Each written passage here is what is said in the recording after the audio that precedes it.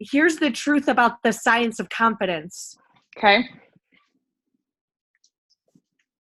Similar to personality traits. I don't know if you know this, but confidence is something it has to be nourished typically before the age of 4. And if you don't have confidence, if you didn't get confidence as a kid, you're going to have to work in your adult life to develop it. And teach yourself confidence. And one of the ways that children become confident, that adults become confident adults, is 2 primary things, according to scientists. Number 1, your parents were there for you, and you had a strong sense of security and foundation. And the reason that that's interesting is because you would think that tougher parents would make you more confident, and you would think, well, maybe parents that baby you would make you less confident. But in fact, when you're a child, if your parents are more there for you and more supportive, you are more confident because you're out there saying, I have a solid foundation, and if I fall, someone will catch me. Isn't that interesting? Yeah, that makes sense. So there's a scientist. So there's a book called The Confidence Code by Katty Kay and Claire Shipman. And during the time of our recording over the next 3 days, today and Thursday, I'll reference 10 or 15 books, but I have them all written down too for like a reading list. What are they? Are they in the modules? They're in one of the modules, yeah. Okay, cool. They're in one of the modules, or they're somewhere. But anyway, so how do you want to do today? Do you just want to go through which module? How do you're in charge here? What's the structure? So what I'm going to do, that's a great question. Let me get my notepad. So I have the modules up. I'm just I'm letting you lead, but I just don't want it to be just me listening. I want it to be something. Yeah, no, don't worry about that.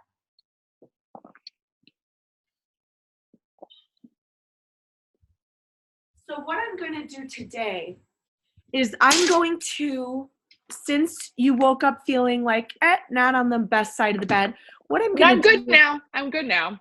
Yeah, okay. I'm good. No, I'm good. Okay, good. I'm like all in now. I just needed to shift some shit. I'm good. You shifted some shit? I shifted. Yeah. No, I'm like good. Like I'm fucking on. I'm present. I'm on. I'm ready. So that's perfect. Yay. Let's do it. Good. So what we'll do is this. I can choose the modules that are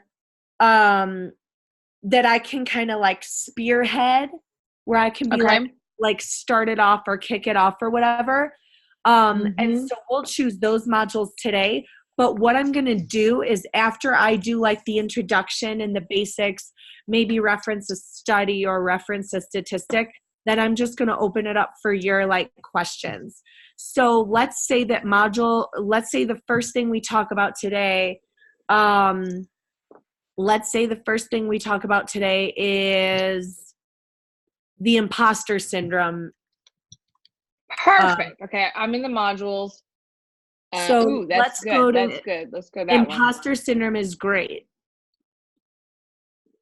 Because it's relevant to your female audience. You know what I mean? That's good. Yeah.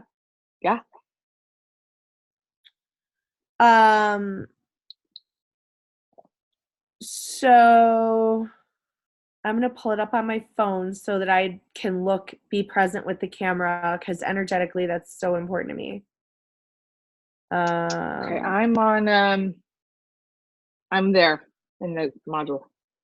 Perfect. So now what we're going to do for each one of these modules is this. You're going to really quickly look at my notes and familiarize yourself with the material. And then I can open it up, if that makes sense. Do the introduction. and then open it up for you for your stories. Done. Good. Do you like that? Do you like that model? I like that. And as far as the recording, before you get started on this module, just do a big clap. Do a huge clap, and what that does is spikes the recording so we know where it's at. That's great. That's really smart. I didn't realize that. I do that on my podcast. If I need like a break, I just do a big like that. That's really smart. And it spikes it so you know a start and an end of something you want to cut. Like if we do modules, so just when you're ready to start it, do a big clap. And then that way we know if you want on an audio level where to cut it for the module. Well, I love it. When you're ready, I can start kicking it off. Ready. Ready? Ready. All right. I'm going to do a clap.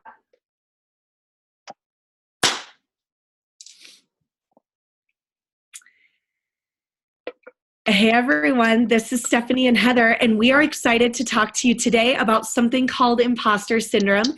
This actually became really popular when Sheryl Sandberg, the COO of Facebook, wrote the book Lean In. And what she wanted to do through that book, in case you haven't read it, I'll give you the cliff notes. She wanted to start a movement of women standing in their power, just like what Heather is doing right now. As all of you know, I've been a confidence coach, confidence expert for many years, and I've been studying the movement of men and women standing in their power and their genius, because I believe that when we own our skill set and power, we then can and make it a better place. So I'm selfishly to every being today we're going to talk about a big killer called imposters. So what Jennifer tells us is factoring in what she describes. And these are all people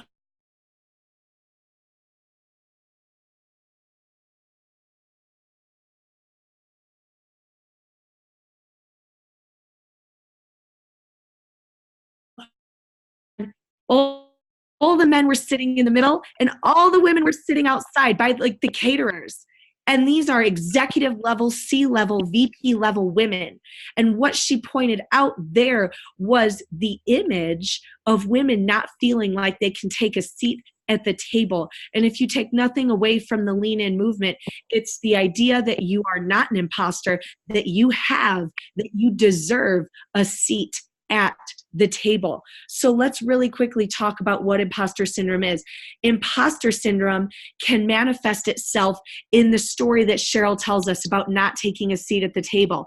Imposter syndrome can happen when you wake up and you think, I have to collect an invoice from a client today. Shit, did I do the work? Did I do a good enough job to collect my invoice? Not feeling like you deserve the money that you're owed.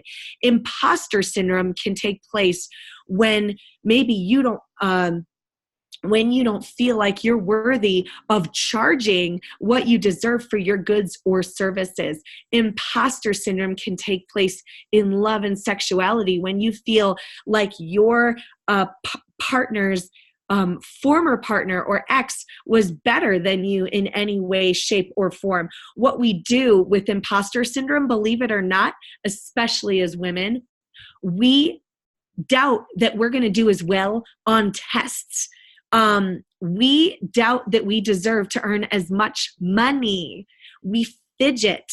One of the most interesting things that women do, and this has been studied by two scientists on confidence, Katty Kay and Claire Shipman. One of the things women do is they make disclaimers before they speak. So instead of saying, you need to do this in order to achieve this result, people will say, well, I could be wrong, but I think you might need to. Do you see how wishy-washy that language is? So someone who's confident is going to say, when you put me on retainer for 90 days to do this project for you, I guarantee that you're going to see this result, or I promise you that I'm going to help you achieve this or get closer to this goal. Not, well, I hope, I might, I've got experience, but no buts, no mights, no shoulda, woulda, couldas. So standing and owning your power is a way to avoid imposter syndrome. You know, it's funny. We're going to talk about this in another module, but women will only apply for jobs if they meet 100% of the qualifications, and that's the statistical average. Men statistically will apply for a job if they only meet 60% of the qualifications. And scientists say that that is a part of this thing we're talking about today called imposter syndrome. So Heather's going to talk to us a little bit about imposter syndrome because she is in one of the most male-dominated industries on the planet. Now, me being a confidence and personal development kind of expert, I'm surrounded with women in my line of work. It's awesome. Heather, on the other hand, is really going to touch on some sensitive stories when it comes to imposter syndrome because her line of work and her industry is entirely male dominated. So Heather, before I go into some of our imposter syndrome affirmations for some of our listeners who are struggling with imposter syndrome, can you tell me a little bit about that story that we were talking about the other day with imposter syndrome? And I know you've got a few stories, but you really have had to fight imposter syndrome almost every day of your life for, is it 15 years now since you've been in this 15 years. Yeah, imposter syndrome is interesting, right? Because imposter syndrome inside of business for women, it's pretty intense. And I say that with love, right? Because I thought for a long time it was just the I'm not enough, I'm not enough, I'm not enough thing happening. And so what that forced me to do, because I'm a competitive and an A personality, it put me onto like a hamster wheel. So I need to work harder, I need to work harder, I need to work harder, I need to work harder, right? Which is what most women do. You see that in the boardroom, you see that in companies, like, okay, well, I'm not enough to be in this role. So I'm just going to work twice as hard to prove to whoever, themselves, whoever, that they are enough. I feel like imposter syndrome really starts at the core of feeling not enough. Like you had to like dig underneath it, right? But the other piece that I think is really fascinating in imposter syndrome, and I recently, the story you're talking about is recently went to a private seminar, an invitation only, high-end event, which I've been invited to before, and I was actually part of this group almost 10 years ago. Is before I went, I had a call with my coach, and I said, I feel like I'm an imposter.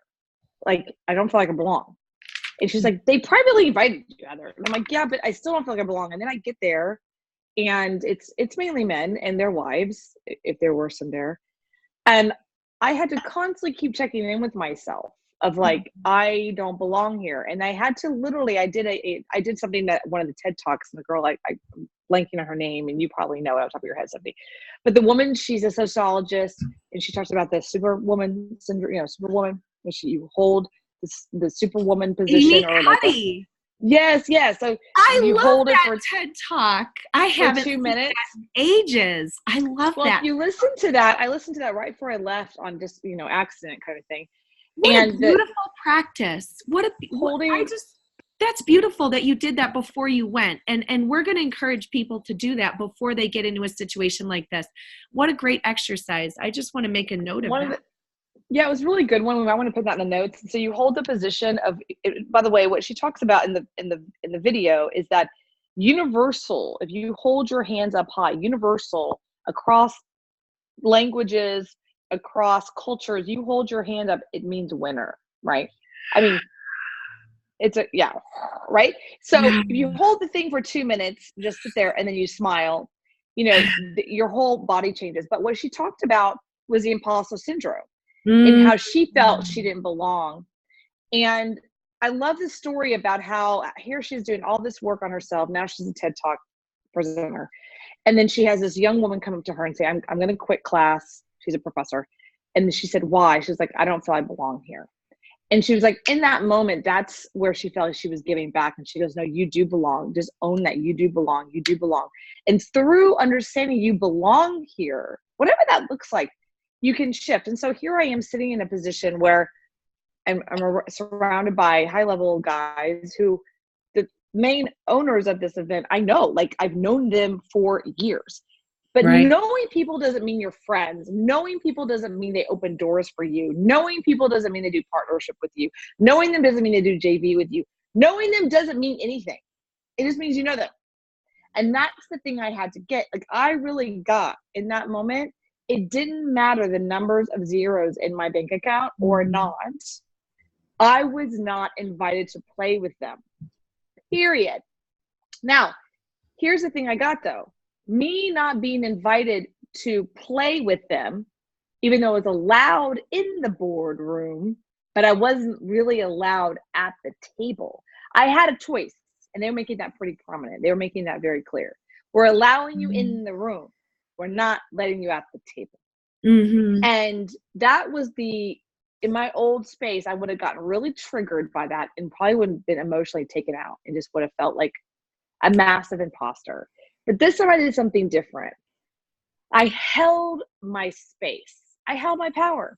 And what I did was I go, great, thank you. Thank you for showing me that you don't want to work with me, play with me, Jay. I use the word play because like there's terminology with that. But you don't want to play with me for whatever your reason is. Maybe I'm a woman, maybe not. You don't like me. It doesn't matter. But I know I belong here. And I know that you rejecting me or not rejecting me or allowing me to play with you or not has nothing to do with my value. You have to uncouple the value of who you are and people rejecting you or not. That's the imposter syndrome. When you uncollapse those two pieces, then you uncollapse, I think, the imposter syndrome. What do you think? What are your thoughts there with Steph? I think it's beautiful. One of the reasons that I became a confidence expert and I hired a confidence coach starting in 2014. So this has been a half a decade of my life that I've devoted to confidence. And the reason that I hired a confidence coach is because I was in the same social circle as you, and I felt like the men constantly talked over me. I would make suggestions. It's funny. I'm going to tell you a real quick story that will illustrate this. Back in 2012, I made a suggestion with the company that I was with for a product, and I was the VP of business development for a big company. And we were like we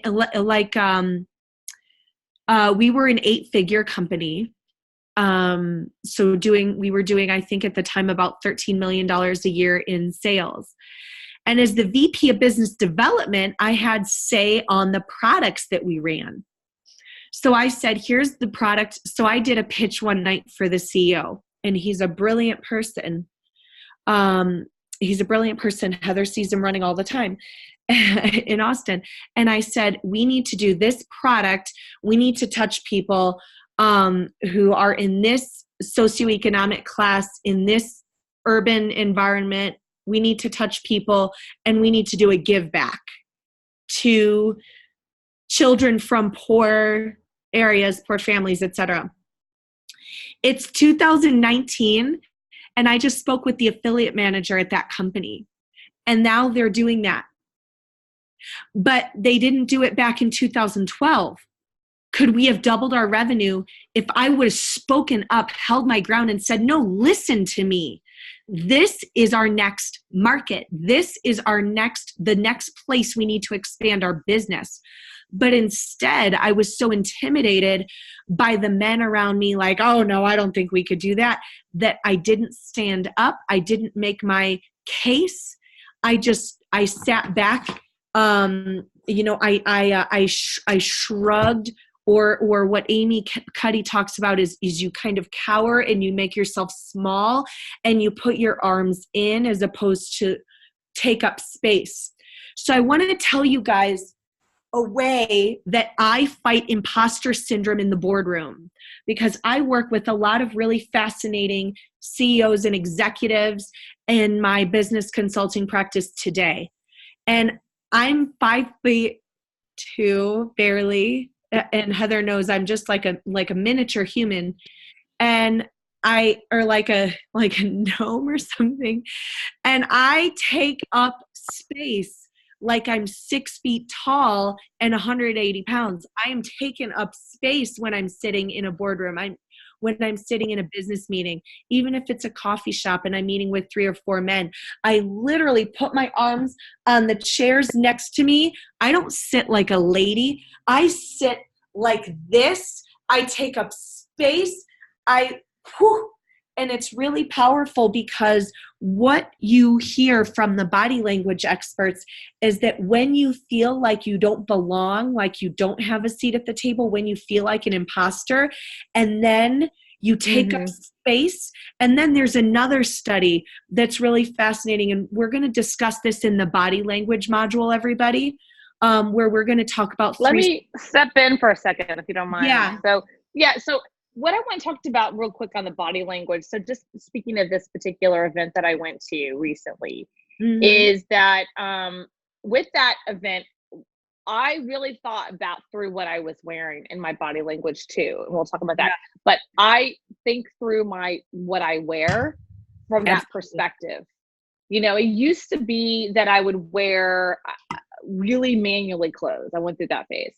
And then I went into this real feminine space where I was wearing like flowy dresses and stuff, which again is interesting in itself, right? And heels. Sure. It's not your style today at all. I know. So my style now today is very succinct. I almost wear it like a uniform. Like I actually wear a uniform to events and conferences and speaking gigs. It's a uniform. I do it on purpose. I do it from a perspective of Joel Bauer, who taught me how to do that. He talks about the uniform and the psychology of the uniform when you're speaking.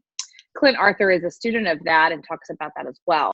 He and I had a conversation about my uniform about a year and a half ago. And so I literally have a uniform. And part of the uniform I have is leather. It's like leather pants. It's leather pants. Okay, leather pants.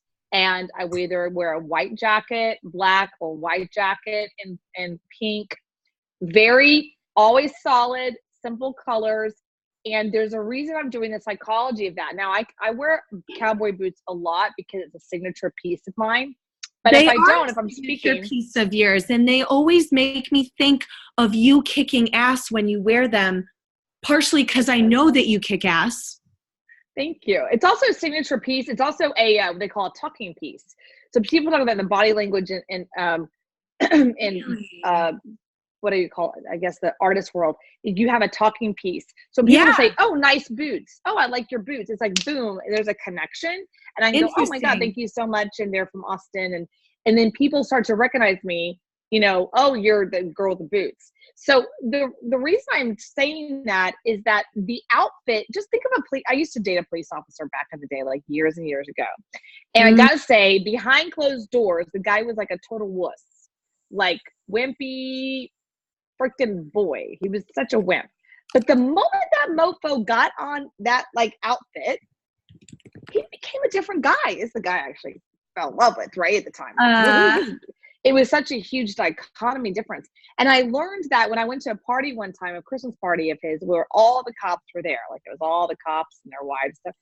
I met all these cops I had met over the time in their uniform, and I met them in their jeans and t-shirts. And they were these total boyish wimps. And I realized, right? And I realized that the uniform gave them this like sense of like, now I'm a cop, now I'm a police officer, gave this sense of accomplishment, of a confidence, I'm allowed to speak, I'm allowed to say, I'm allowed to whatever. But in the real life, like just like hanging out socially, they were like these total insecure, people. And I thought, you can do the same thing in your life, right? You can do the same thing. And so when I'm speaking, when I'm usually, right now I'm not, but usually when I'm doing presentations, I have an outfit. Advice. I have an outfit. If you look at all my videos, they're pretty much the same jacket. They're the same jacket. I flip between two jackets in the colors. It's always the same color. I do that on purpose because one, it's a confidence piece. The second thing though, it does, Stephanie, it allows people to release them looking at my outfit, and they look at the face and they're focused on the content, and they're not looked at, well, you know, I can't listen to her because her tits are too big, or I can't listen to her because her skirt's too low. Like all that kind of like dissipates. Absolutely. And so your voice, your face, your eyes are the focus. Think of a cop. You don't look at the cop's outfit. You just it's just not even there. You know, it's designed that way psychologically, the blue and the black. It's designed so the human brain doesn't even like see it, and looks at the eyes and looks at the face and looks at the person. And so that's what things you can do simple that you can, like when I put those outfits on. And here's funny about this outfit. I want you to get this for a second. I got to stop for a second. So here I am at this mastermind. They call it a mastermind. And we're in Laguna Beach. Okay. Nice. It's 85 degrees outside. Wow. It's nice. People are wearing flip-flops and t-shirts and shorts to the mastermind. I'm not. I'm wearing my outfit. I don't care what it looks like outside. I'm in that room to set a tone of business. I'm in that room to set a tone of my reputation of who I am in the world. Absolutely. I'm there. No matter if I do business with people ever again or not. Here's the thing that's interesting about that situation. Even though, like, you know, the guys who are running it, I'm not going to do business, they did what they did. There's 5 or 6 people I'm in communication with from that event privately that we are in communication about potentially doing business because they remember me. I was open, I was in communication, I was there to do business, and then I followed up. But they knew by my outfit, because it didn't fit in the Laguna Beach resort we were in, I was there to do business, period. And there's something about that. There's something about having the uniform that's consistent over time with yourself. You can let go of that and be present. Yes. And just be like, I'm here to do business. I'm here to attract the people I'm supposed to attract. It might only be one person I'm supposed to meet today or none, but it doesn't matter. And through that, your imposter syndrome will shift. It will shift because you'll start to realize it's not about belonging to others. It's about belonging to yourself. Absolutely.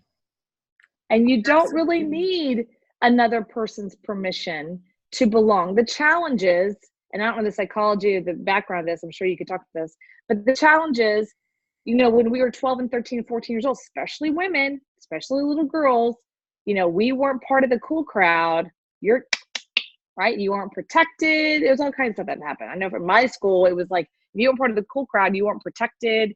You were, you know, outcaster. You didn't have friends. You didn't go to the parties, all that shit. And so we are automatically programmed as women, not necessarily to correlate, but to be part of the cool crowd. Right. Whatever the hell that means. Right. Right. And the moment you leave the cool crowd, which is what I've been doing the last 2 years, as you know, quote unquote, realizing that the cool crowd never did anything for me. And realizing when you go out to the outcast in your own path and your own journey, you all of a sudden meet your people and you meet your tribe. Your vibe is your tribe. And once you have that vibe as your tribe, that is where the imposter syndrome just literally gets erased. Absolutely. It's I think what you're hitting on is actually exactly what I wanted to bring home for this module, for the exercises that we're about to do. But what I really wanted to emphasize today to close up this part of our of our module on imposter syndrome was this: it's all in your head. Okay. A lot of imposter syndrome, if not all, is just in your head. I love the analogy that Claire Shipman and Katty Kay give in their book of the women's NBA players. These basketball players are 6 feet tall and they've got huge shoulders and they look so strong and so powerful. And then when you start talking about them to them about how they feel about themselves and how they feel on the court, they have imposter syndrome about their skills and their worthiness to be on the court, playing ball, on TV, getting paid well. So this is really universal among some of the world's most powerful women. I mean, realistically, going back to our very first story, Sheryl Sandberg and Mark Zuckerberg basically run every single thing the world sees and thinks right now. Okay. Which is altogether very scary and very illustrative of how even some of the most powerful, most successful people in the world deal with this imposter syndrome. So what are the exercises now that we can use?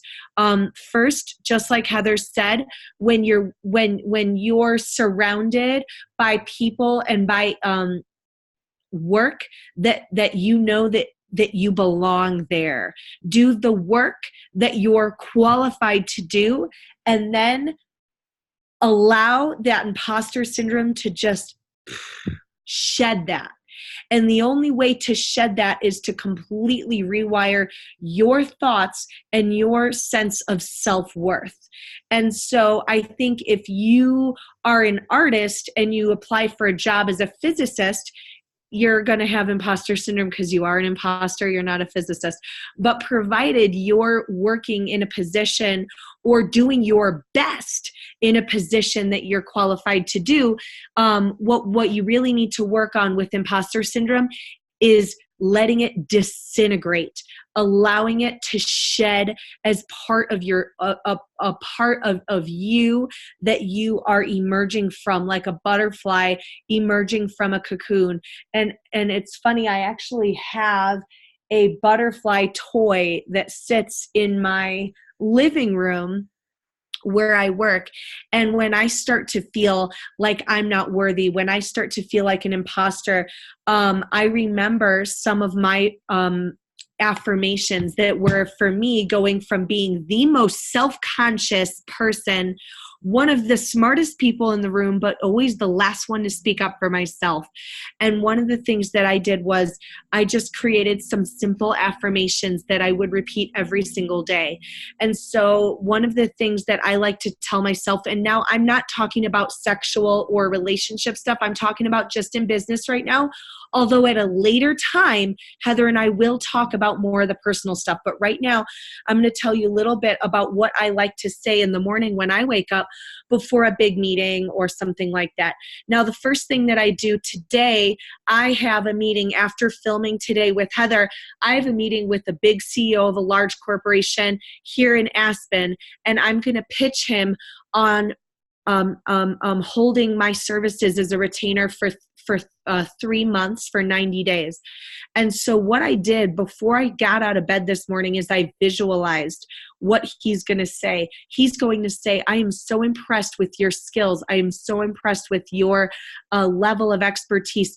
May I please have your services on retainer for 90 days? He is going to see my worth so much that I was sitting in bed and visualizing him being wowed by me. So visualize this. And Heather and I in a later module will talk about why you visualize things. So go to that module right now after you listen to the last couple affirmations here. Go to the visualization module for us. Number 2, what I do after I visualize is I remind myself that I am highly skilled and highly qualified for every job I apply for. Or for me, I don't apply for jobs, but I apply to be someone's go-to expert when it comes to my business consulting practice. And a lot of my business consulting practice is helping teams become more confident. And I remind myself, the third affirmation, that I remind myself after saying, I am fully qualified, I am fully skilled, I am fully capable, is I tell myself, and this is going to sound crazy, I am highly intelligent and, another I word, improvisational. And so this is a skill set that you may or may not have, but I have it. If I don't know the answer, I'm going to go find it. And if I can't find it, I'm generally going to be able to improvise my way out of any situation. I have a highly honed in skill for improvisation. So I repeat that to myself right before I go into any big meeting or pitch my services in any way. The next and the fourth and final thing that I like to say is that people are not judging me. And this is what I really want you to meditate on. If you feel imposter syndrome, if you feel like you go into situations where you don't belong, where you don't have a seat at the table, I want you to stop and meditate right now on one thing. They're not judging you. They're judging themselves. And this goes back to another module that Heather and I are going to talk to you about in this program, which is the 4 agreements. But one of the things that, 2 of the agreements that Don Miguel Ruiz talks about is, number 1, don't take anything personally. And number 2, don't make assumptions. When it comes to imposter syndrome, we assume everyone is talking about us. We take everything personally. And one of the most radical things you can do in your life is to realize that people are not talking about you. People are not even thinking about you. They are actually usually judging themselves. Nothing other people do is because of you. Everything others do is for themselves, because of themselves, to serve themselves, to call attention to their needs.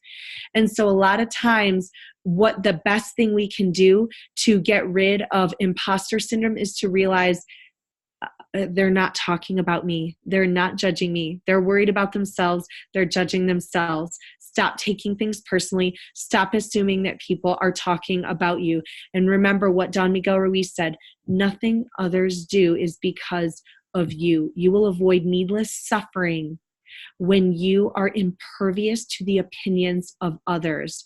So right now, Heather and I are going, and you can find this in a worksheet, but Heather and I are going to invite you to stop and create 3 to 5 confidence affirmations. I just told you mine. I'm going to repeat them for you. Before I go into a big meeting, here are some of the things that I say to myself. Number 1, I'm capable of making decisions. Number 2, I'm highly intelligent. Number 3, I'm highly capable. Number 4, my work is outstanding. I always do my best. Number 5, I'm really good at improvising or finding answers when they can be found. Number 6, I make great decisions, even when I'm not 100% sure of the direction. Number 7, I am enough. Number 8, no one is judging me. Number 9, everything people do is because of themselves, not me. So don't take it personally. And then number 10, I have a seat at this table and I am not leaving. Heather, is there anything you'd like to add to that? Yeah, absolutely. I would. And that was really awesome, by the way. I love that last one. That was really good. I do belong at this table. That's a really good one. I think and one I of am the things not leaving. And I'm not leaving. Right.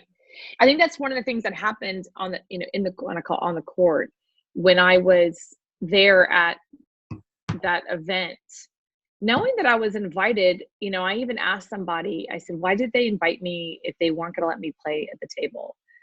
And they said something really interesting to me. And this is a person that knows them really well. People in the room, they weren't in the room, but they knew people in the room. And they said, well, a couple things. One, it wasn't about you, it was about them. And they needed you to say, oh, look, we invite women or whatever.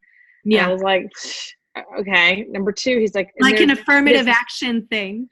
Yeah. Like a number thing, which, okay. But the thing that he said, he goes, Heather, weirdly enough, you might not think this, but they actually respect you and they see you as a worthy opponent.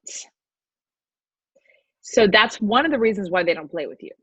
Like if they felt they could have you work for them, like, by the way, the whole event was run by women, right? So if they felt they could have you work for them, that you could work for them, they would offer you a job. You know what I mean? But in a weird way, the fact that they don't, and I know you want to do JVs with them, the fact that they don't offer you a job or even really JVs, it's kind of like you're a worthy opponent. You're on the other side of the fence. Yeah. And they're acknowledging that you're allowed at the table. You do belong at the table, and you need to go get your own table. Yeah. And that's why you said, I belong here and I'm not leaving. Like when I stayed in my space and stayed in my energy, stayed in my power and left. Here's another quote, by the way, that I want to add. It's not affirmation, but it's a quote. It's people don't remember how you enter the room. They remember how you exit. Beautiful. And I remembered that. So during those 2 days where I was constantly in the bathroom doing things like keeping my space, I remembered I will leave with elegance. I will leave elegance. And they will remember that, not a bitchy woman who's pissed, right? Yeah.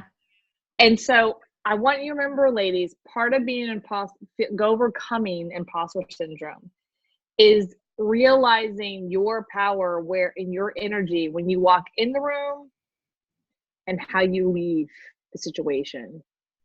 People remember more about how you leave than they ever did how you entered or even how you played the game.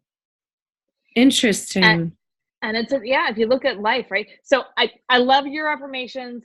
Love them, love them, love them. And that's all I'm saying. I think that's really good to remember. And you and we have a module where we're going to talk about righteous anger. And we're going to talk about the divinity of anger and how women can be elegantly angry, how emotions become effervescent. And I'm really, really excited to do that module on anger, because a lot of women think that they're not allowed to be angry, but also we kind of screw ourselves over in a way when we leave a situation without dignity. And so we're going to talk about getting angry with dignity in a little while, but we're going to wrap this one up right now. And everyone, we invite you to check out some of the lessons that we've referenced here: body language, appearance, anger, and visualization are some of the things that we're going to talk about next. But imposter syndrome is a really great way for us to kick off our sexy confidence journey together. So go get the worksheet that we just discussed, and you're going to get a copy of Heather and my affirmations, and then you are going to have a challenge to write your own. And as with all the worksheets that you're going to get in this program, we would like you to give it 30 days. Please give it 30 days. It might not work day 1. It might not work day 27. You're going to get steamrolled in a meeting, but just give it some time. Believe in yourself. Hang on for 30 days. You can do this.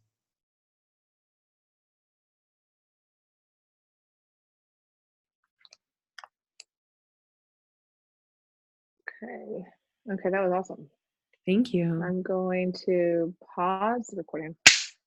Hold on. Hey everyone, my name is Heather Havenwood and welcome back. We're going to be talking about body language today, which is a super fun and awesome topic for me specifically. And Stephanie and we're going to be talking about that. I'm going to start off here real quick though. Thinking about that body language is so important that I know myself, I know Stephanie has too, has really focused on how we present ourselves, not just our appearance and our eyes and our eyelashes and our nails. Okay. This goes beyond that. It's presence. It's presence. And someone told me one time, they said, never stay where your presence is not valued. And there's so much wisdom in that statement, that no matter what you look like and how much millions of dollars you have on or whatnot, your presence of who you are may or may not be desired or valued in the space. However, you can, with your body language, own what we call your power and own your energy space. And that's what we're going to talk to you about today, really what that body language is. Now, I had a Southern mom and a Southern debutante mom. So I was taught at a very young age to always have good posture. She'd flip me in the back if I didn't have good posture. She'd just say, boobs up, head up. I was in drill team. So we literally had to walk around high school with this called the L. If you're not looking at the video, it's an L, and it would go underneath underneath our chin, just like this, underneath our chin with an L. And that is how, with our head up and our shoulders back, that is how my drill team instructor, Miss Hyman, wanted us to walk through the school. Now, doing this right now feels very awkward. However, when you're walking in a school or in a group of people and you do this, believe it or not, it doesn't look weird. It might look weird right now, especially because we're always slumped over doing our phones. But if you're walking with your chest up, meaning your chest up, and your shoulders back, and you have your L, you believe it or not, all you're doing is walking straight. It just doesn't feel that way. So I was taught at a very young age to do that. We were actually taught to walk around with the L underneath our chin.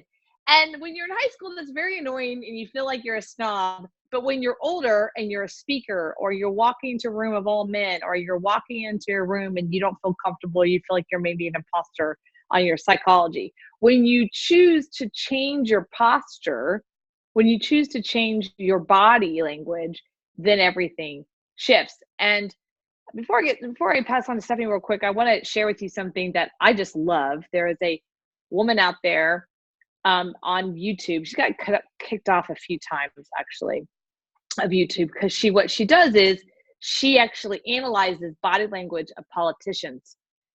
So Trump, Hillary, everything in between. And one thing and Kim Jong-un and some really major political figures, I love watching her content, because here's these, prominent figures, Hillary and Trump and Kim Jong-un and prime minister and whatnot, some big people. And she will do body language analysis while they're under like stressful situations. For instance, when Hillary had to stand up and basically secede to the race, when Kim Jong-un first met Trump, things like these are very high power situations.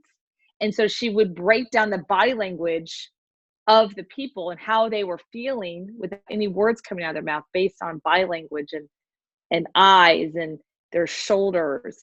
And so just the fact that she can read that from a camera, right, of a person, then that we as human beings can do that. And they say that 80 to 90% of our communication is through body language, and only 10 to 15% is really actually language. And I think women specifically, we're so wanting to be heard through our words that we don't tap into our body and just be in a presence. And I know for myself, I know Stephanie has too, I've spent a lot of time centering myself before I walk into a room, before I walk in a situation, and really kind of get present to my body. Because if not, I will give away how I'm feeling. I might not feel good that day. I might feel like crap that day.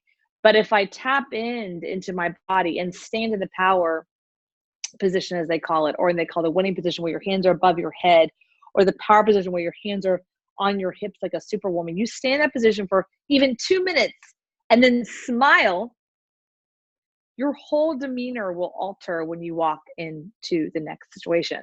So we're talking about that today. And then Stephanie, I just wanted to pass the buck to you for a second on any insights or stories that you have around body language before we get started.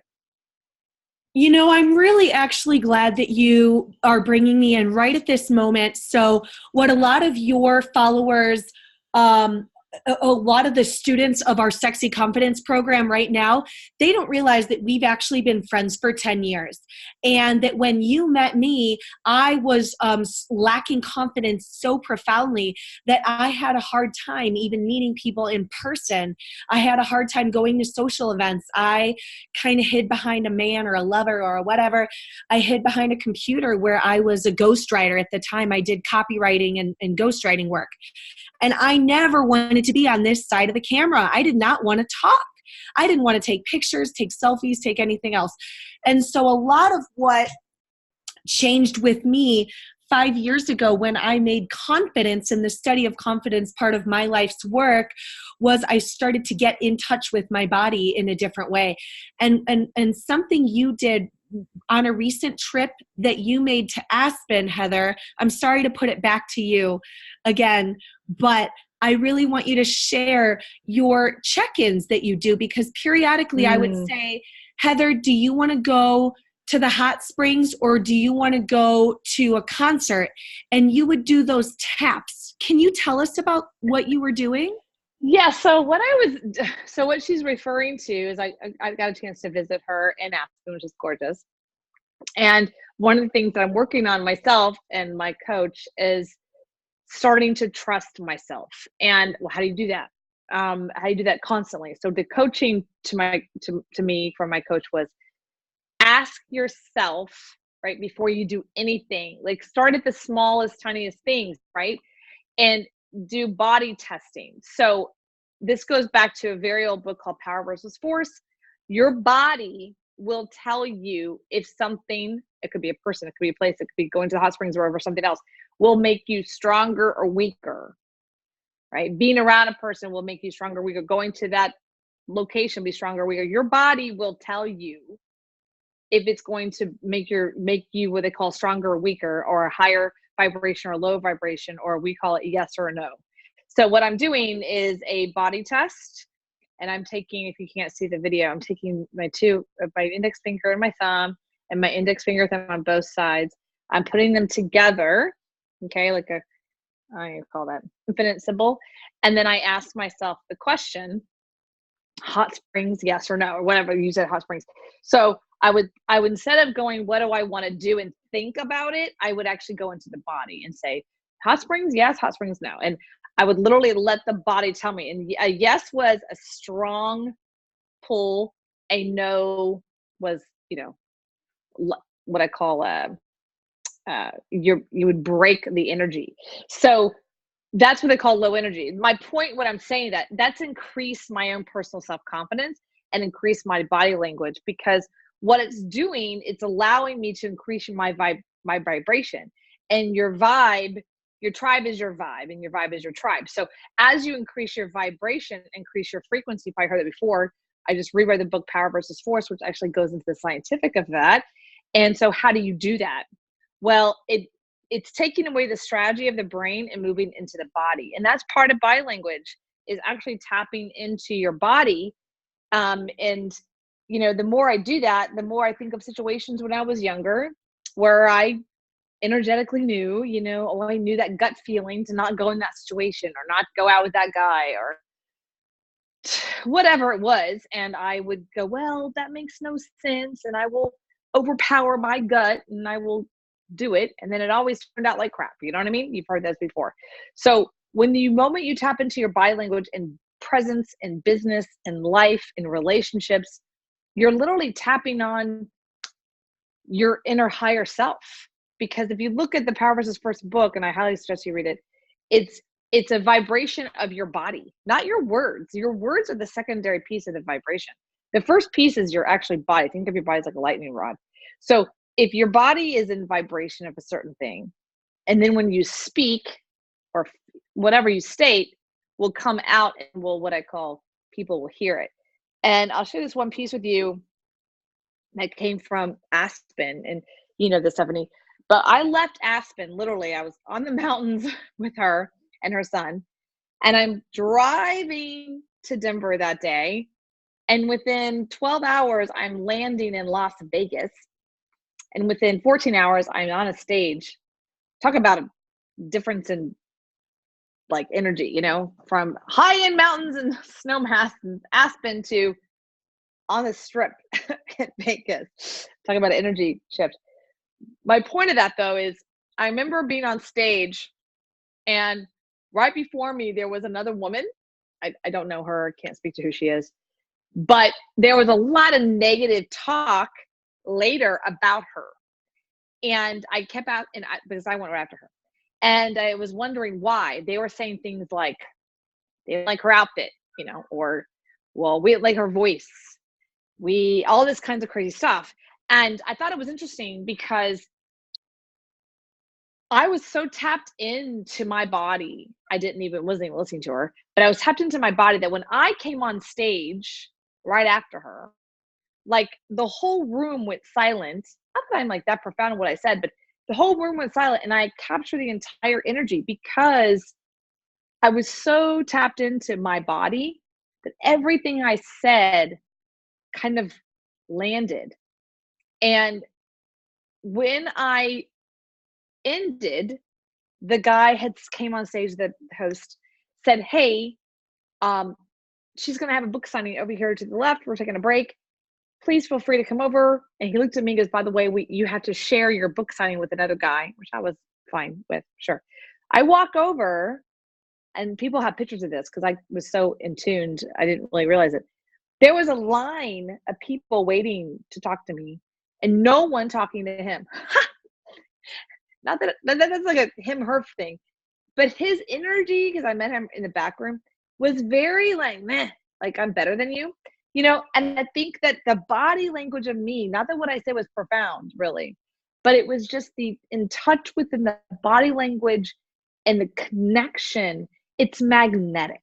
When you're connected to your higher self like that, with your body language and your entity and all that piece, it's magnetic. People want to be around it. It's kind of like when someone's pregnant, a woman's pregnant, people just want to be around her because she's so in touch with her body. So. That's beautiful. I never thought about that, you know, that piece about women who are pregnant in terms of them being in touch with their bodies. But yeah, I mean, basically their full-time job to keep that thing alive is to be in touch with their bodies. You got to be listening to yourself. And I never realized why people were drawn to pregnant women. Yeah, they said that a woman, just to add to that real quick, a woman's spiritual leader I'm listening to right now at the moment, she said that the reason why women, I mean, obviously they're pregnant, so it's beautiful, but one of the reasons why is that they're so in touch with their pelvic floor, they're in touch with their womb, obviously. Yeah. Right? That when you're in touch with that, you're in touch with your body, you're constantly in touch with your womb. When you think about it, they're constantly making sure it's okay and constantly checking in. And I mean, it's constant, 24/7. And so when you're constantly checking in with your womb and you're constantly checking in with that first second chakra, there is something that glows. You've heard that glows, you know, and it's because she's so in tuned and she's growing a human being in there.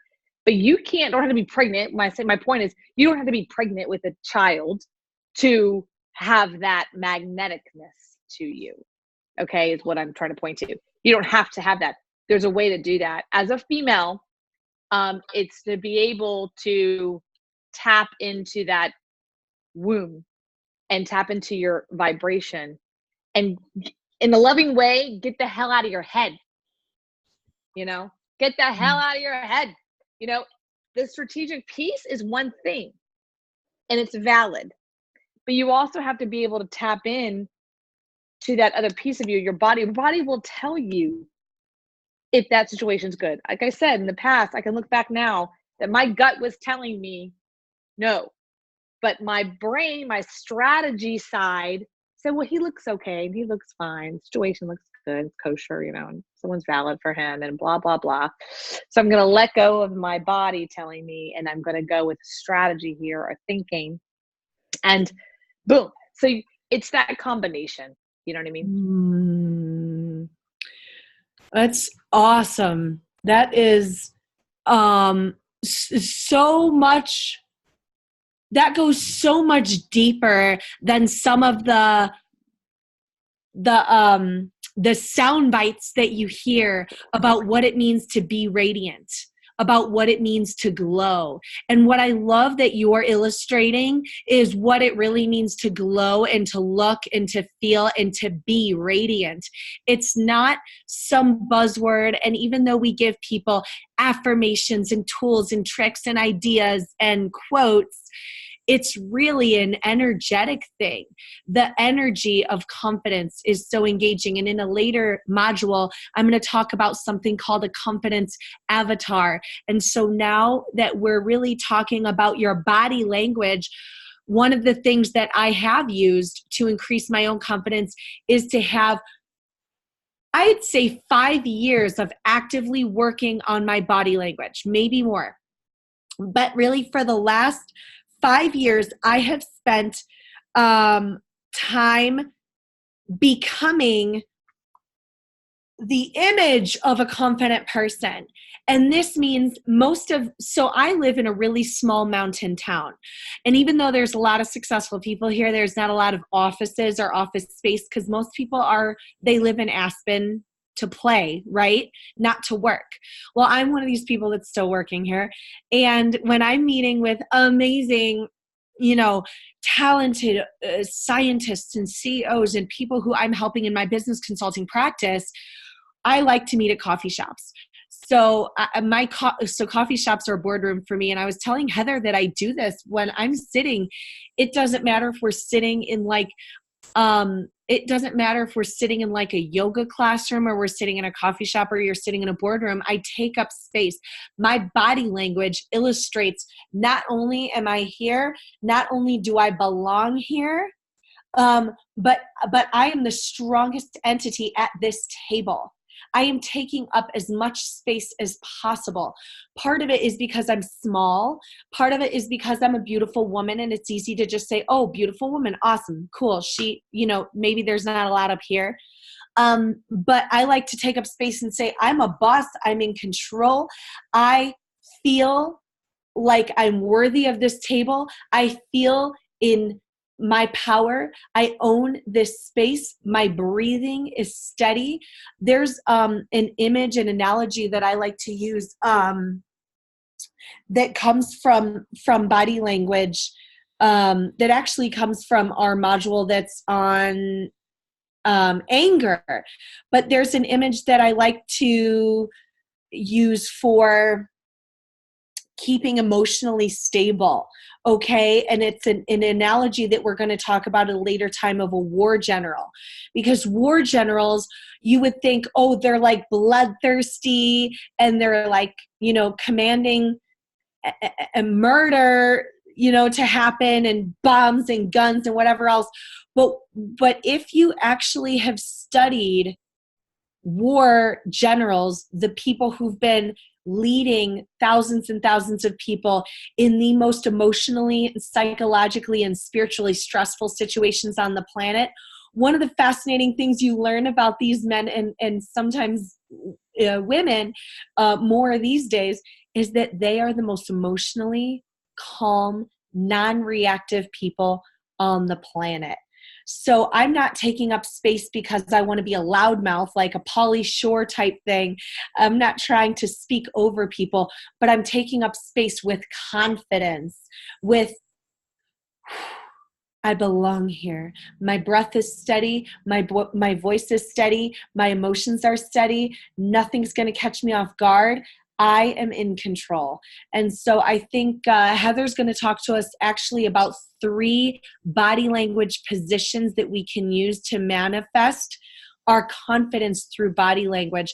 But I just want to really encourage you today, practice when you're at the grocery store, practice when you're in a boardroom, practice when you're in a coffee shop, practice when you're sitting in church, practice everywhere you are, having the body language of confidence, kind of like Heather talked about with the debutante. I didn't even know what a debutante was. I grew up in Chicago and women did not care about being proper. They cared about cursing like sailors on my side of the tracks with the Italian women in Chicago. But like Heather, she's got some beautiful experience from her childhood with that Texas debutante family and community and tribe. So she's going to actually give us 3 different body language exercises for confidence. But yeah, just like I said, my office is a coffee shop. So I've had to learn how to take up space in the boardroom, in the coffee shop, even though I'm 5'1", I'm really, really tiny. There is a way to manifest confidence in the world around you through your body language. So Heather, can you tell us more about those 3 different tips that you had? Yes, I can. Can you hear me? Okay, yeah. So I'm going to show you, if you're in the video, I'll show you. If you're not, I will explain it. So one of the ones is standing up straight, but if you're sitting straight in your chair with your shoulders back as much as you possibly can. So with that said, if you're in a coffee shop or if you're in a co-working space or even at home, having your posture correctly is key. So about 2 years ago in my house, I redid my entire office, and there are videos out there that actually show you the alignment of your eyes with the screen. And believe it or not, when I looked online and I went through all this like research, it was actually interesting. So the video, that if you have like a big screen, just imagine your eyes, if you're sitting up straight, your eyes are sitting up straight. Your eyes should actually be at the top of the screen, not the middle, because we want you're upright, okay? And then you might slouch, then your eyes will drop. But you actually want to be looking, believe it or not, at what I call at the browser, at the top, the very top of the screen, automatically, not the other way around. Okay, believe it or not. But what that does is allows the posture to create more confidence when you're at your desk. But let's move into, if you don't mind, taking that concept and moving into events, conferences, boardroom, if you're not in a one-on-one situation. What I found really interesting when I go to conferences and seminars and, whatever, which I go to a lot, I realized it's funny, people are there to learn. And so they disconnect from their body, believe it or not. And so they're so focused on the speaker or the trade show or whatever. They're not really looking at what they're wearing. They're not really looking at how they're interacting with people. They're not smiling. And there's a girlfriend of mine, her name is Susan Bratton. I just love her. No matter what, she will walk down. I always see her all the time in trade shows. She'll walk down the trade show floor or conference floor. It doesn't matter. And she's really tall, by the way. She's 6'1", so she's already really a tall person. But her head is up and she is smiling. She's not even smiling at anybody. She's just smiling and walking. And I always see her, and everyone always sees her, and she always looks at you and goes, hi, and she smiles really big and looks right at your eyes. And I find it interesting because some people really get freaked out about it. Like, oh my God, she's staring at me and she's talking to me. But that was what I was taught in my very debutante, motherly, Southernly way, which is you smile. And while I was at this event recently in Laguna Beach, even though I was in this room where I felt in some level an imposter syndrome, which I'll talk about in another module, I was sitting in my space. I really owned my space where I was sitting. I really looked at my body language of how I was sitting. I did cross my legs. I opened my shoulders. And whoever was speaking, I smiled. I just smiled. I was always listening. Whenever someone spoke to me, I smiled. I just was smiling all the time. Now, it sounds really small in the world of posture, right? Body language, but something so small, people will all of a sudden want to talk to you, communicate with you, whatever, because it's just like a whole nother level. And people question that. Well, I don't feel happy, or why would I be walking down a trade show floor smiling? It's like, it's not about you. It's about your presence in the world. So I'm going to go down the list again. So your confidence creates a vibe, and your vibe creates a tribe. Okay. I used to be the person walking down a trade show floor or walking the conference, and I would just have a smile on my face. Because I thought, well, you're going to prove to me that you're worthy for me to talk to me. I mean, that's how I was. I just used to be that way. And I've shifted. And the moment I've shifted, my whole life has changed. People have now communicated to me, talk to me, whatever. Now people actually hear what I have to say. Because honestly, before that, it's not that what I had to say wasn't brilliant or great or whatever. It was just my delivery. And confidence, and this whole sexy confidence, is about your delivery of your message. And I believe that most people listening have some kind of message in the world they want to relate to the world. It could be in your business, it could be to your child, it could be to your spouse, but they have something they want to say and make an impact with. And people really can't hear that if your confidence is low. It's all on how you speak it. So I want to talk about a little bit with the super person pose. Okay, so Amy Cuddy, TED Talk. I love this. So she talks about how you stand in the what I call Wonder Woman pose. Your legs out, head up. You don't put your arms on your waist. You put them on your hips, which is actually lower. And then you stand up straight. You look up, what I call the L. Take the L underneath your chin here, and you smile. And you might feel awkward. I've done this in the bathroom, by the way. I've done this standing there in the Laguna Resort bathroom for 2 minutes. And it is amazing what happens to your entire body. I do believe that it does increase testosterone. I think it really increases hormones in your body. It is about being powerful. And power doesn't mean assertive. It could mean strong and confident, but assertive doesn't mean aggressive, if that makes sense. Being assertive in your communication doesn't have to look like aggression. And as Stephanie was pointing out, which I absolutely love, the most powerful people that she knows and she's relating to, or she's listening to, amazing people in Aspen, because there's some really powerful people in Aspen. They don't need to be aggressive. They already are successful. But what if you took on that energy, you took on that persona? What would that be like for you? How amazing would your life be if you could just release stress? Because when you release stress, you lower your cortisol. When you increase your stress, you increase your cortisol, which is what I call the hormone that makes you fat. Just have to know that. Cortisol makes you fat. The moment that I began to increase my confidence, I don't feel like I have to speak as much. It's interesting reverse psychology. And the moment that I was able to increase my confidence and speak, then it's when people actually listen, right? So I think that's really important. And the last thing I'll say is, I'm from Texas, and people always say to me, Heather, you don't have an accent. Well, I can turn it on and off if I want to. Okay, I can turn it on, off if I choose. And the reason why I don't have an accent, believe it or not, and if you met any of my family, if my mom she was still here on this planet, she had a very southern accent, very, very, very southern. And, well, honey, like that, very southern. The reason is because I was very, very, very, very quiet as a kid, to a point where there was like the parents and the adults started freaking out. I was behind.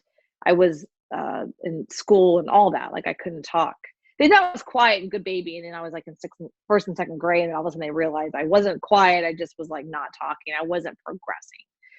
So they put me in speech therapy. So I've been in speech therapy. I was in speech therapy for 7 years, from age 7 to 14. So all through elementary and almost all of junior high. I went twice a week, every week, for 7 years. And so my speech therapist taught me how to, articulate. She increased my confidence. My mom put me in theater class and singing. I'm a horrible singer. Talk about rejection, right? Sitting there singing when you have zero tune, when you're 8, and my mom forcing me into those things, what I mean by force, by the way, is that, she picks you in the car and she drops you off, you go, I don't have a say in that. I just go. And putting you in the situations, I learned how to articulate. I learned how to have a presence. And that's where my confidence began to grow. And I took improv here when I was in my 30s and 40s. I took improv for a year. My point is this, is that as you increase your confidence, right, through body language, understanding how your body works, all that, you will increase your work. You'll increase your life. You'll increase your relationships. You'll increase your money. Everything will alter. You'll feel more sexy. You'll feel more vibrant. You'll feel more amazing. So I'm going to pass it off to Stephanie here and any stories that she has. But just remember, it's not about being aggressive. It can be assertive with one word, 2 words. And one of the biggest things see what you think of this, Stephanie, that I see women doing today that is in their detriment is they repeat themselves, right? And they keep repeating themselves. And the reason why they do that is because they feel they're not heard. Mm. And so they keep repeating themselves. I don't know if you have a sister or a mother or girlfriend or whatever that keeps doing that. And you're like, dude, I heard you. You know what I mean? I got it. You know, it's like, because they don't actually think what they have said has landed. And then it becomes annoying to the people who are listening. If you're a CEO, if you're owner of your own business, speaking it and letting it land is the power. Repeat is not power. So there you go. What do you think of that? That is phenomenal. I'm actually writing it down because I think it's so good. But speak and let it land is an absolutely incredible piece of advice. And it's funny. I want to piggyback what you're saying about speaking right now. And here's why. One of my favorite all-time quotes about confidence is from a man named Richard Petty, and he's on our confidence sales page. If you guys have seen, if you guys enrolled in this program through the confidence sales page, you probably saw this quote already. But there's a man named Richard Petty, and he says, confidence is the stuff that turns thoughts into action. I am confident, and nevertheless, I'm going to repeat that. Confidence is the stuff that turns thoughts into action. Richard Petty is one of my favorite all-time researchers on confidence. He has dedicated his life to this study. And do you know one of the things that he found while we're on this subject of body language? Researchers actually studied people's body language and how it affected their confidence levels. And it's not just this Wonder Woman pose where you increase testosterone and manage cortisol, but in addition, sitting up straight in your chair actually makes you believe your own thoughts more. What we found, and what Richard Petty's group found, was that when you sat up straight in your chair versus like slumping over and making yourself small, which most likely you'll never see Heather or I do in any situation unless we're freezing cold and we're holding our arms. But slumping over your desk, you're more likely to believe bad things about yourself. You're more likely to write down things that are negative on a sheet of paper about yourself. What Petty found, and I'm going to quote something that he said. He said, most of us thought that sitting up straight was to give a good impression to other people.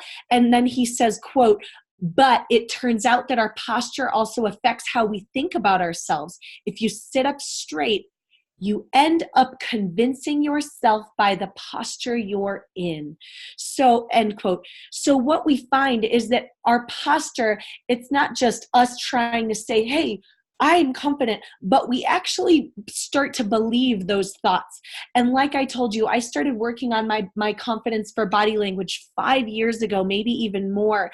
And I do believe that through the practice every single day of confident body language, that I've become a more confident person altogether through upright posture and the subsequent thoughts of confidence that my posture creates throughout my body. And like Heather said a little while ago, she was talking about the energetic of confidence, the energetic of listening to your body.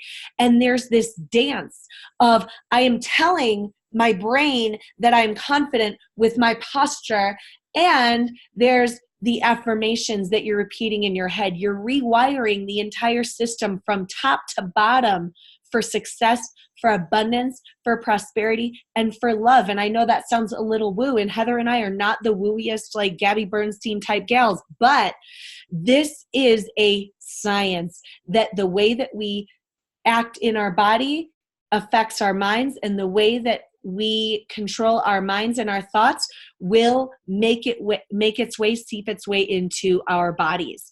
Another confidence body posture that I want to tell you guys about, and you're going to get all of these in the homework or the notes at the end of this module. But another body language posture besides sitting up straight, besides superwoman pose, is actually head nodding. And it's funny because a lot of us, myself included, were taught that head nodding implies obsequiousness. The word obsequious means like you're submissive, right? Like you're submitting to other people's thoughts or whatever. But head nodding does not necessarily correlate to being obsequious. Head nodding, actually, when we talk and we nod our heads, I once dated one of these. Have you ever heard of these like ninja Navy SEAL salesmen? They're like ninja salespeople, where they can convince you if you're an Eskimo to buy more snow. So I dated a Navy SEAL salesman at one point, and I had him role play. Not that kind of role play. I had him role play sales coaching with me because at the time in my life, I sucked at sales. I sucked at selling myself, and I didn't have confidence. And one of the things that we worked on together was this. When we're talking to someone and we're closing a sale, we're nodding our heads. And if I'm telling you, yes, you want to work with me, I'm nodding my head in affirmation. And here's the psychology of what you're doing. When you're nodding your head confidently up and down versus when you shake your head no. And I know there are some cultures where shaking your head no means yes. Okay, but bear with me. I'm talking for most of the world. When you're nodding your head while you're speaking, not only are you infusing or infecting or inspiring the person in front of you to believe and to feel secure with what you're saying, but in addition to that, when you nod your head, you're feeding your brain subconscious words of confidence. You can't hear them. You're not consciously creating a thought, but when you nod your head, you're actually feeding your brain confidence food. You're giving your head, your brain, your thoughts, the love, the confidence. Yes, I get it. I understand you. I trust you. I am safe. I am secure. I am in charge. I am capable. I am skilled. And God damn it, people love me. So there's a way that you nod your head in an actively listening way. I'm an active listener, and I'm trying not to be as much of an active listener. And I think that on this confidence program, it's good that I actually share that with you. But I say yes, maybe a bit too much. And I am a recovering, very submissive, obsequious person.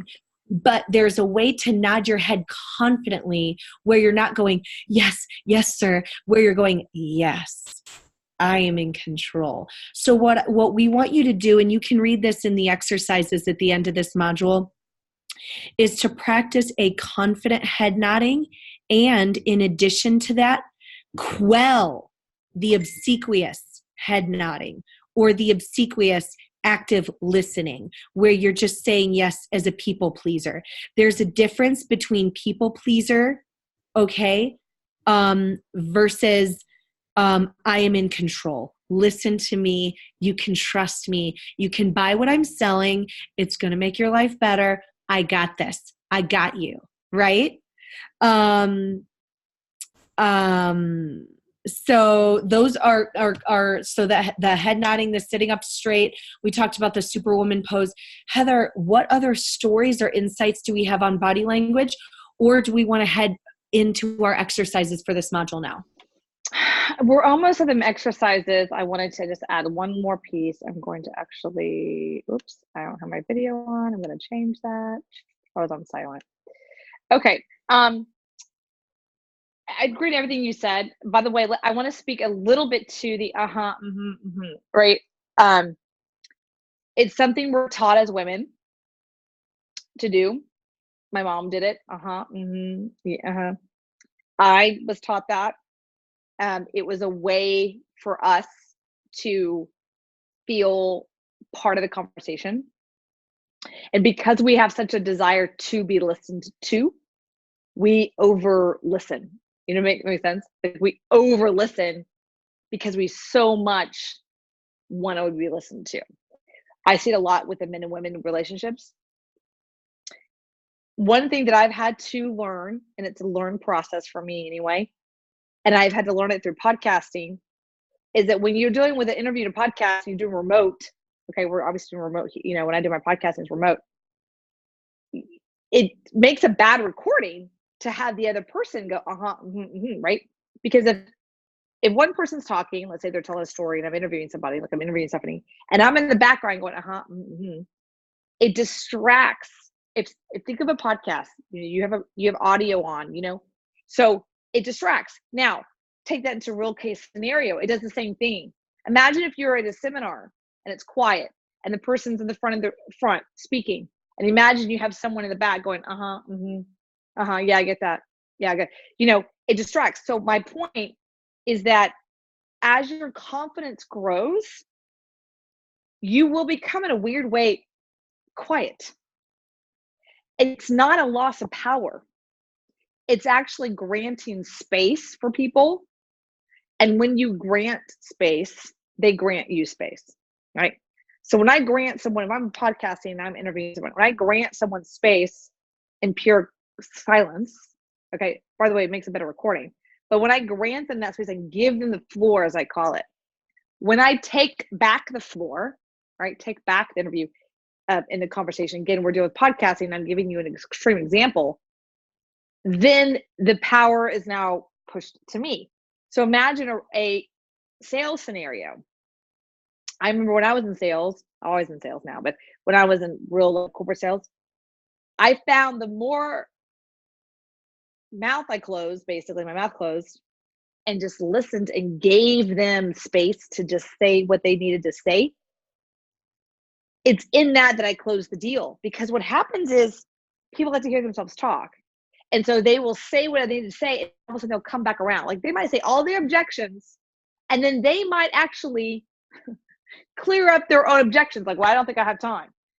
But I could actually spend an hour a week, and I could stop that. And maybe I might have some time. In a weird way, they might overcome their own objections because people will actually speak through their own challenges, believe it or not.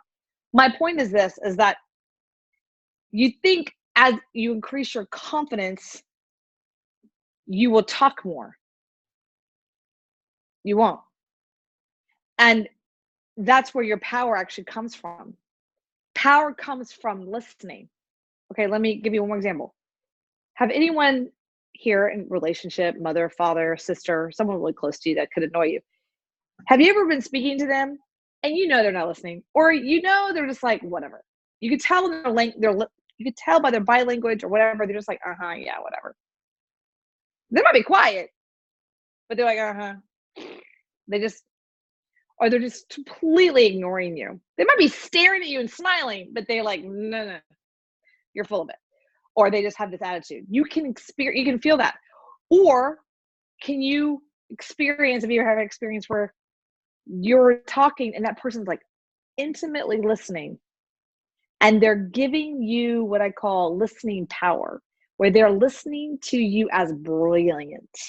Like I know for myself, my sister, she's my little sister. So, sometimes we talk and she thinks I'm an idiot because I don't know, I'm the younger sister.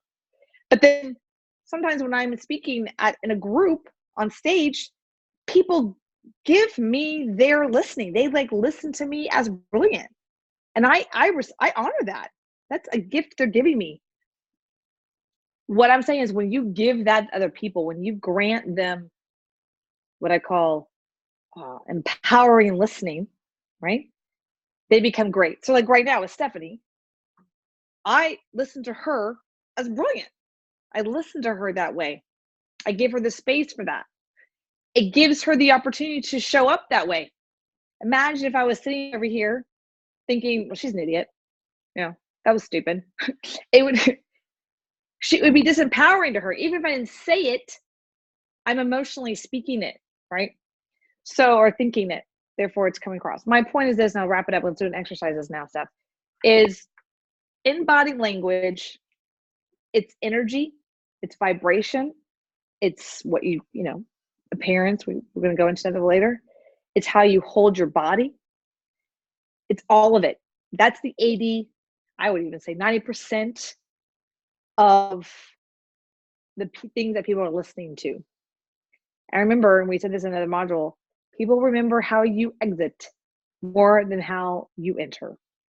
Always leave a situation, a business deal, a marriage as elegant as you possibly can.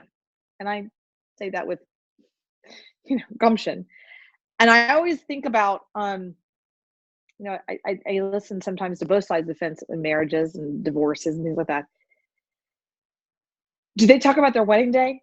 They talk about the day they fell in love. They talk about the day that they met and they just were madly in love. No, they talk about like the drama, trauma, crap sometimes that's going on and how they exit. They always talk about the ending, how it ended, right? It's all how you exit. So think about that in just how your body language when you walk into a room and how you exit a room is so critical. It's people remember your exit more than they remember what you say, and they forget how you enter the room. I'm going to pass on to you. Let's do some exercises. Heather, we are two. I would say that we are two of the more confident women that I've ever met. Two of the more confident women, perhaps. It's funny because I'm so confident in our confidence that I'm actually struggling to say this. But Okay. what I want to point out is that when it comes to the way that you carry yourself, we are two of the strongest people on the planet at teaching this, I think. We come across in the world to our friends, to our business associates, as strong, strong people. And I believe that of all the modules that we have in this program, this is one of the first places people need to start. But it's also the thing that will take the longest to change. And so what I want to give to all of you out there is a message of encouragement. Don't expect for your body language to change your thoughts overnight.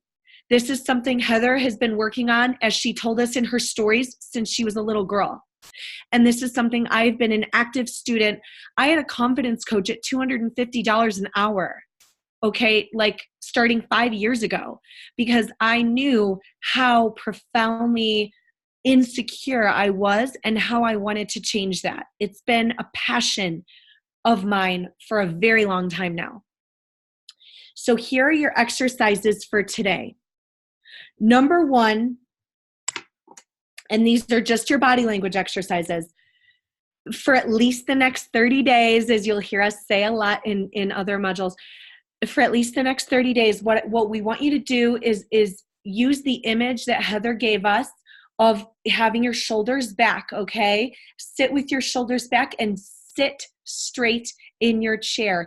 If at all, at any time, you notice that you're hunched over or slumped over, I want you to take a deep breath and put your shoulders back. That's going to help you a lot.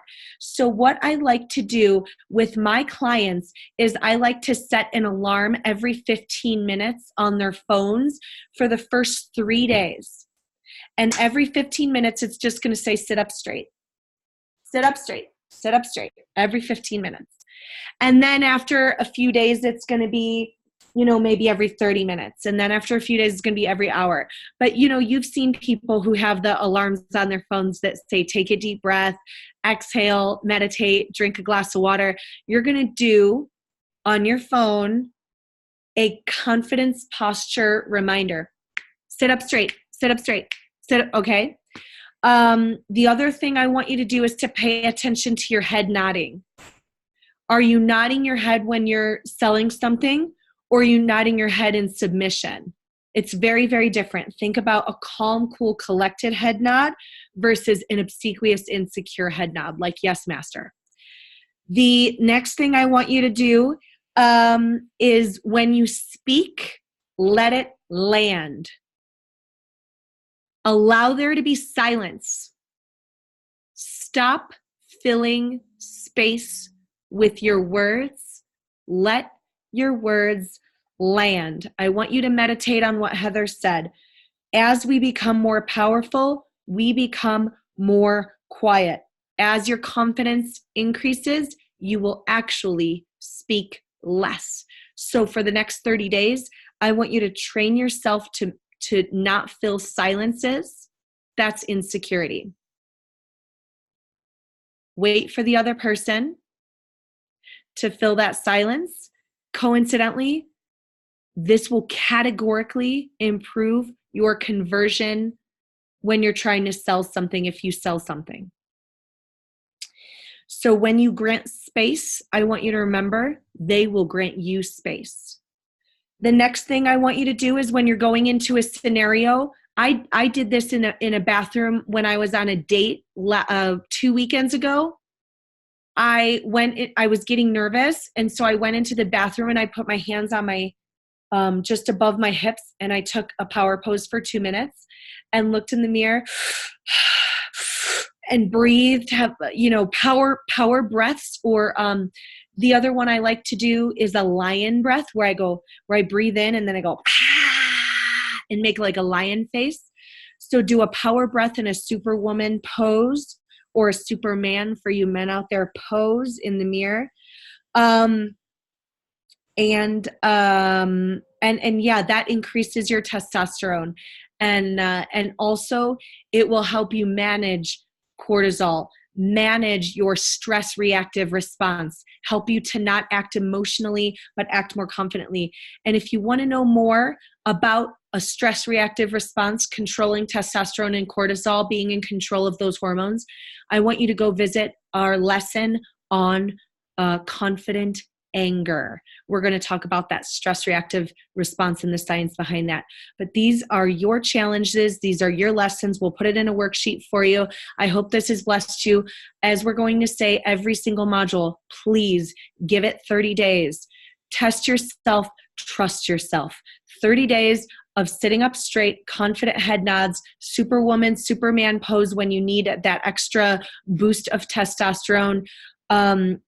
Create space to listen and to be heard as well. Become more quiet, grant space, talk less, don't fill silences. Those are your exercises right now. We love you guys, and we know you guys can be the most confident version of yourselves very quickly. Heather, do you want to say any last words for us? That was awesome. Okay, that was awesome. That was really good. I like that. No, that was great. I mean, I was like, that was great. That's awesome. I love all of them. I like how you did that lion. That was a good one. I want people to practice that. Yeah. That's a really good one. Breathing and you know really what deep. The lioness means to me. Oh yeah. It's very important. Yeah, it started appearing to me in 2012. And we talk about that in another module. Mm-hmm. Mm-hmm. Yeah, that's important. And I relate to the lioness and the snake. Snake came to me, but snake is goddess. So people like, snake, freak out. Yeah, I just think that this was great. This is perfect. As far as the exercises, do take them on for 30 days. You know what's interesting lately, Stephanie, that I've been noticing, because I've been traveling a lot. So I'm in airports and hotels and, around in the public. Mm-hmm. It's fascinating to me, especially the younger generation, how much they slouch. I see so many women, that are slouching, and they are like covering up their breasts. And I'm sure if you were seeing me in the video, like I started working out with my ex. Actually, he's actually want to help me. He started helping me work out my chest muscles. And up until that point in my life, I never really focused on my chest muscle, like the actual muscle underneath the chest. And I worked my back, I worked my shoulders, I worked my ass, of course. But we would do a full workout once a week of just chest. And of course, it gave me a boob lift for sure. It was amazing. I still do it.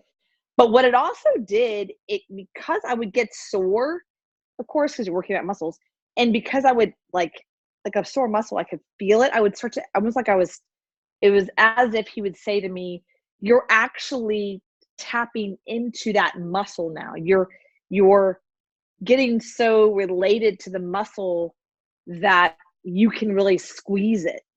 And when you do that, you can feel it. And when you do, all of a sudden my shoulders started getting back more. I became more confident in having my, what I call chest out.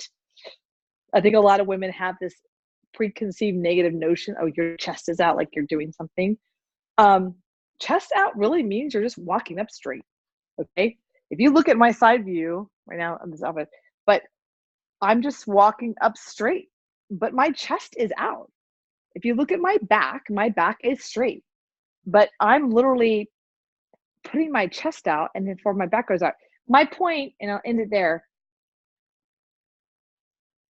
Confidence comes from so many factors, but body language is critical. And other than the exercise, the only thing I would add to that, let's go check out, I think her name is Bombard, Bombard, body language. Type that into YouTube and see what you get. I love watching her stuff. She doesn't actually, you don't show her voice. She, like I said, she does body language of anything political, you know. Here these powerful powerhouses, you know, from everything you can think of across the world, locally, nationally. And she can literally tell you what they're thinking and feeling based on body language. When you start to see that, how somebody else is, you know, nitpicking at someone else, you'll start to go, wow, do I do that? You know, for me, the one that was so pertinent with, specifically with this woman who I don't know her name, by the way, is Hillary. When Hillary had to come out and do the public succeeding of the presidency, you talk about, you know, an emotional state, right, for everyone, but she specifically focused on her and her body language, her mouth, her essence, her outfit, everything she focused on, nothing of her words. She didn't talk about any of her words. It was, everything was body language. And it showed me a lot as women. Here she is saying, I see the presidency, whatever she said, you know, all elegantly.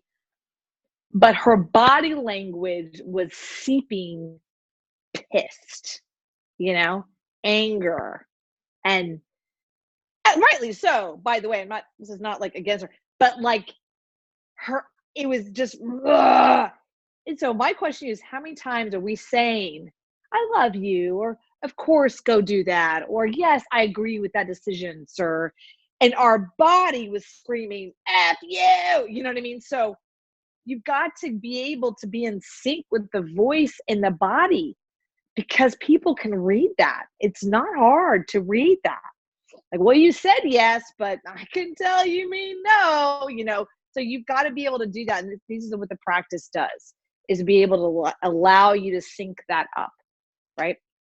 Okay, cool. All right, I'm gonna stop the recording if you're cool with that, Steph. Cool, okay.